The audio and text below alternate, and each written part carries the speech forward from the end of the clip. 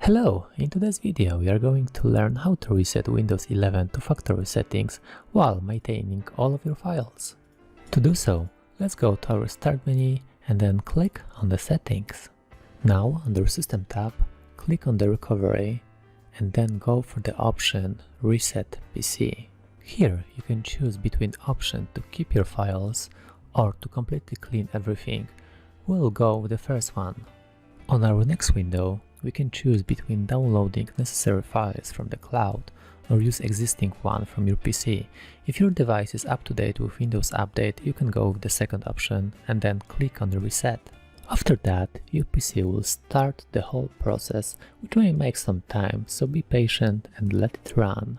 Congratulations, you now know how to reset your PC. And that's it for this video. I hope it was helpful for you. If it was, please don't forget to leave a like, and I see you in the next one.